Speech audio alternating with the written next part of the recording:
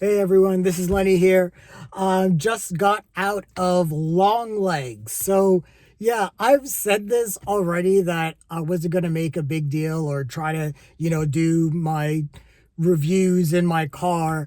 But yeah, this is one of the wildest movies that has come out this year. And I wanted to talk about it while I still sort of have my bearings because man, this is the movie I'm going to be thinking about for a while. This movie hits different. So the first thing I want to get into is the marketing for this movie has been pitch perfect. The trailers for Longlegs has been my favorite of all of 2024. So going into this movie just based on the marketing alone, and because it really didn't give anything away, but it just sold like the atmosphere and the building tension and the just kind of the darkness of this plot. And oh, by the way, this is going to be a non-spoiler review, and I'm going to do my best not to give away anything because I'm most likely am going to do a spoiler review because there's a lot of things that I do want to talk about when it comes to this movie. So, okay, the other thing too that I want to get into, that I got to the theater, and the theater was actually pretty. I want to say maybe about 75% full. For a Thursday, that's crazy. And I didn't expect it for like this movie because I would expect it to be, the marketing was smaller and everything like that, but still. But the movie was supposed to start at 25 minutes to 6, 5:35. And nothing happened. And it got to like quarter to 6. And people were just kind of sitting there, and it was just silent and eerie.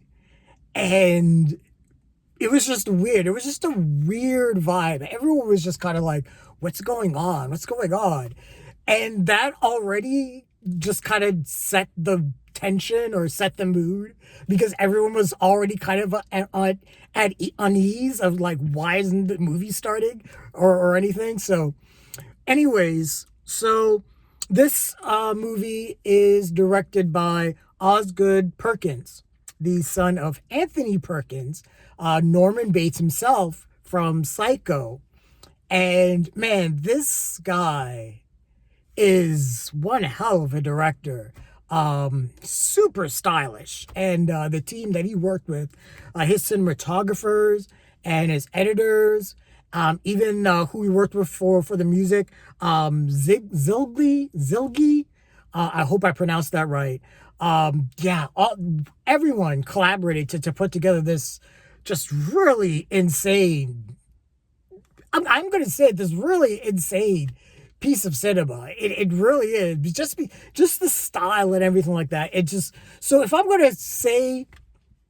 going to say what I would best describe Longlegs to kind of put it into like a sentence, it would be kind of an amalgamation of Seven, Carrie, and Silence of the Lambs. And that kind of sounds weird and could potentially be awesome. And man, Osgood Perkins put something, he wrote and directed this. And put something together just from the opening credits. I'm watching and I'm just like, okay, I see you. Osgood Perkins. Obviously, you are clearly inspired by David Fincher 7. Clearly. Just little things like with the cinematography in this movie. I don't think the sun ever came out, which was one of the big things with the cinematography of 7. It was always raining when Brad Pitt and Morgan Freeman were on the case chasing John Doe. The only time that the sun came out was in the ultimate scene or the penultimate scene of the movie. So it kind of was the same here. The sun never came out, so there was just this this atmosphere of doom and gloom and nihilism. So this takes place in Oregon in 1995, and this is kind of another thing because Seven also came out in 1995. There's some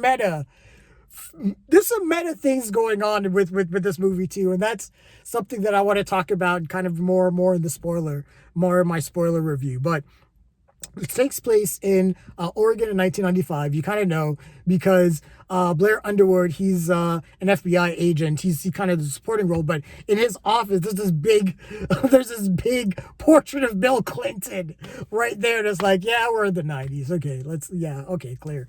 But Maika Monroe from It Follows, she plays an FBI agent, Lee Harker.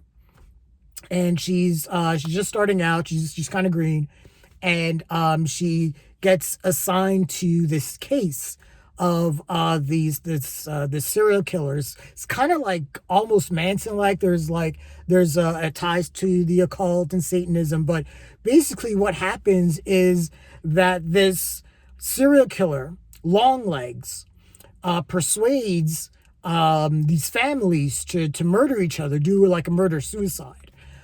He doesn't like actually kill them, but he's involved, and he leaves like letters, and they're all in code, so there's have to be like deciphering. So there's a lot of like the police procedural stuff kind of going on. Again, that's really similar to like Seven and Silence of the Lambs in terms of in regards to that. Maika Monroe is really good, and she plays Lee Harker as someone that's she has there's a lot to her character, and I don't want to reveal too much into it, but she plays her as kind of really brooding, and she seems like she's seen a lot already.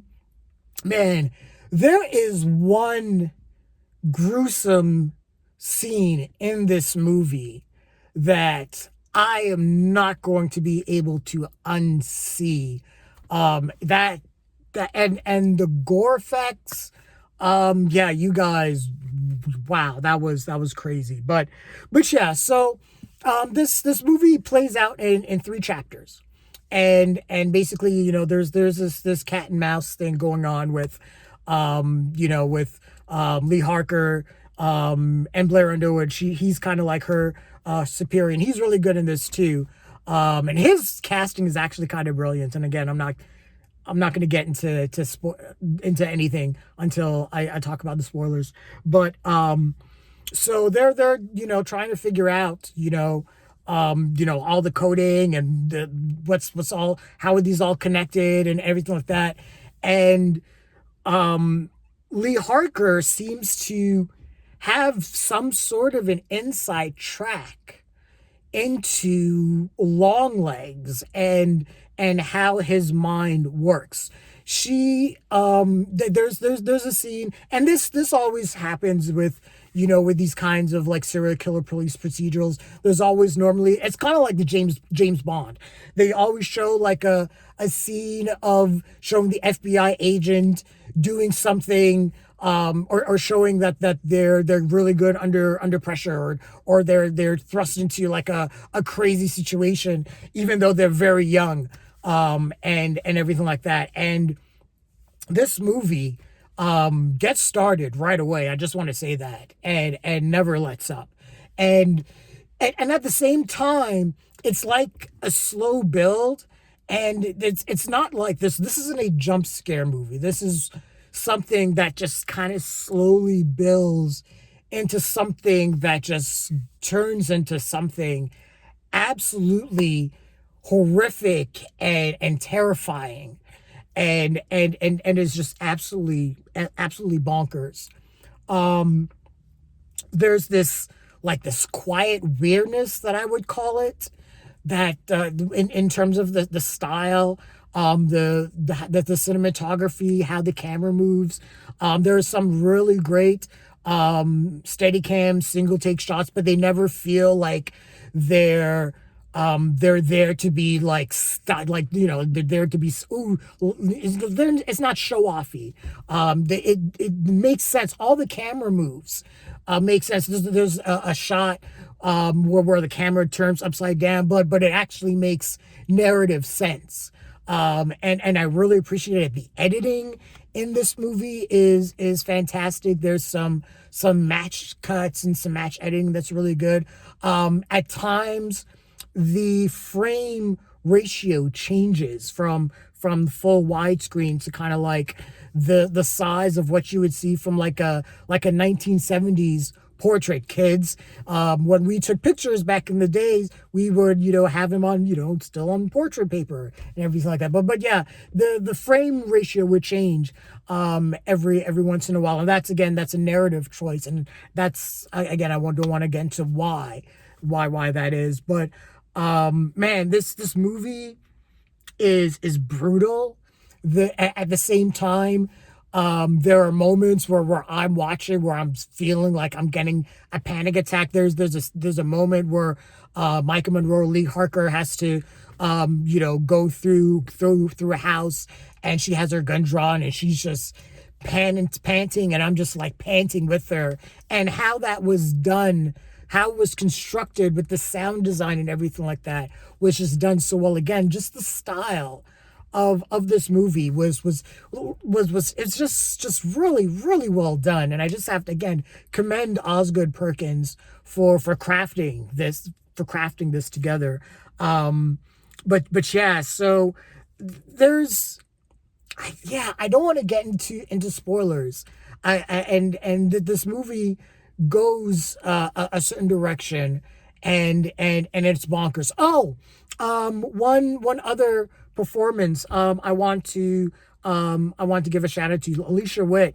She plays Maika Monroe's mother, and this is where kind of the Carrie bit comes in, because she's really religious, and at the same time there's something just off about her, and it's just really weird, and her performance is really really good, and just really strange and creepy, and that's kind of like, this movie is just creepy. It's just there are times where and I haven't gotten to the big thing, in terms of what this movie, the kind of the main selling point of this movie, and that's obviously Nicolas Cage, and so yeah, Nicolas Cage is a fucking force of nature in this movie. He's like,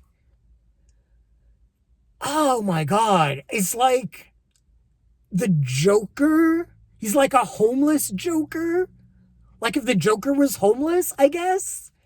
And if he also like worshipped, I don't know, like David Bowie maybe, or someone from the 70s. It seems like at times he does a lot of like preaching. I don't know if it's preaching, but he does this like really, he's trying to sound like someone from glam rock or something like that. And it's a really weird performance, and at the same time he's unrecognizable. His face is like, it's the makeup is a weird, and I it takes a while to get used to. Let's just say that. And I'm gonna watch this movie again, and I'm thinking to myself, there's obviously a reason, and there is, I suppose, a reason narratively, or I guess in terms of like the construction of the film, why Nicolas Cage his face is so like crazy, but his performance is just out of this world. He's never given a, and he is like still over the top Nicolas Cage, but in this, I never saw him as over the top Nicolas Cage. I saw him as Longlegs, and Longlegs is fucking terrifying. I mean, just how he talks, his inflection, how he views the world, his worldview. It's just all that stuff, and he's obviously the most bonkers character in the movie, and everything that happens. He's obviously the main catalyst that propels this plot forward, and it's an insane performance. It is really one of my favorite performances of his. I mean, people are going to be talking his performance, and I'm going to say this too. I could see some people watching this and seeing his performance and being like, what the fuck is this guy doing? Because it's crazy. He just kind of bounces all over the place, but at the same time, he's a Satanist, and at the same time, he's also an agent of chaos. He's an anarchist. So how he talks is just anarchy. He things that he says make sense in terms of his belief system, but when as a normal viewer watching, you at first you're gonna be like, what the fuck? And then his delivery, you're gonna be even more like, what? But then the more I got into his performance and the more I kind of understood how things were going and where things were going, I was like, holy fuck. This is kind of brilliant. And again, I don't want to get into spoilers, but there's this takes a crazy turn. People have to dive into their past, and it's madness. And this has one of the craziest third acts of any movie that is out this year. And at the same time, I guess as a horror hound, as a horror movie fan, as a horror cinema fan, it was also very satisfying, because the way it ended, you're just like, yeah. Yeah. but yeah, this movie was wild. It is one of my favorites of the year. The marketing, I mean, it's so rare, man, when a movie lives up to the hype and sometimes even surpasses this. And the marketing for Longlegs was so pitch perfect. I came into this movie with super high expectations, and I'm walking out being like, I am still fucking blown away. It's 18 minutes I've been talking about this movie. I am truly in love with this movie. I'm going to see it again. I am, even if this video gets like 10 views, I am still doing a spoiler review, because there was just so much to unpack. Again, Osgood Perkins is someone that I'm going to be checking out. I'm going to be following this guy, because he has one hell of a career ahead of him, and Maika Monroe as well.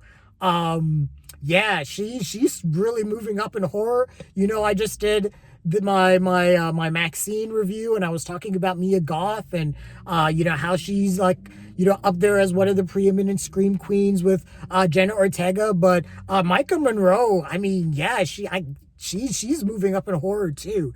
And she gave a great. I mean, everyone was really outstanding in this. Osgood Perkins was able to get really great multi-layered performances out of everyone, and you were able to see a lot of layers and a lot of depth, because this movie does go into a lot of depth into the characters, because this is also, it's a character study, and it's also just kind of like just when Longlegs is introduced both as a movie and as a person, it is a descent into madness.